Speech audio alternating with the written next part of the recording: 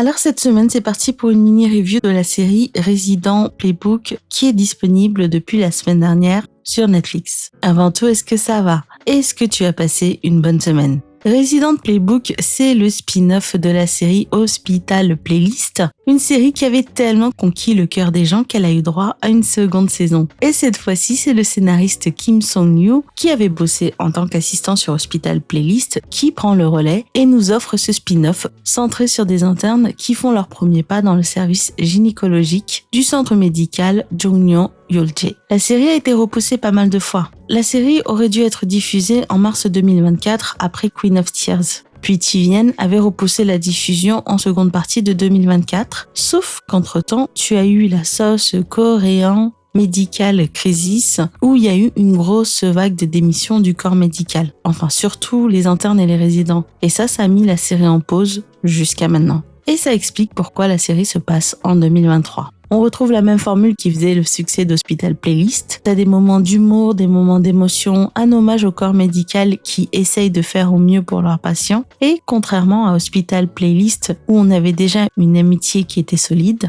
là, on assiste aux prémices d'une future amitié qui ne demande qu'à se développer. Alors tu auras peut-être un peu de mal avec les 4 internes parce que les scénaristes, ils ont vraiment décidé de montrer les mauvais côtés de ces personnages et on va les voir s'améliorer au fur et à mesure. Moi, perso, je me suis dit que j'allais finir par m'attacher d'une manière ou d'une autre et ça a commencé dès l'épisode 2, réellement.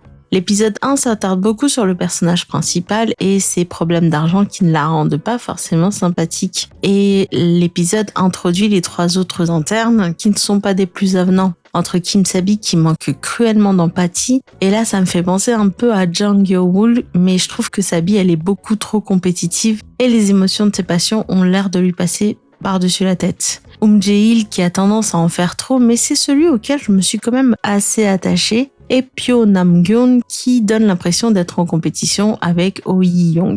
Et j'ai dû m'accrocher un peu parce qu'ils n'ont pas forcément présenté sous leur meilleur jour, mais je sais qu'ils auront une grosse courbe d'amélioration avant de devenir des médecins dignes de ce nom. Mais à la fin du premier épisode, j'ai eu ma première étincelle, celle qui m'a dit bon, accroche-toi parce que les plus belles surprises restent à venir. Il y a quelques touches que j'ai vraiment adorées, comme la scène avec le gâteau où tu vois leur différence de personnalité rien que sur la manière de manger le gâteau, et Jae-il qui s'occupe de manière super adorable de ses collègues sans piper un mot. Mais je dois t'avouer que j'aime beaucoup les 3 résidents et le docteur Son Jong-min qui n'est pas si sorcière que ça. Franchement, elle est peut-être dure, mais je la trouve vraiment juste comme personnage. Donc ouais, je te conseille la série si tu veux une sorte de slice of life sur la vie à l'hôpital. Si tu veux revoir des personnages d'Hospital Playlist, vu que certains viennent faire un coucou dans ce spin-off. Et si la série te manque, t'as vraiment de quoi te mettre sous la dent. Et si tu veux une série qui rend hommage au corps médical qui essaye de faire de son mieux.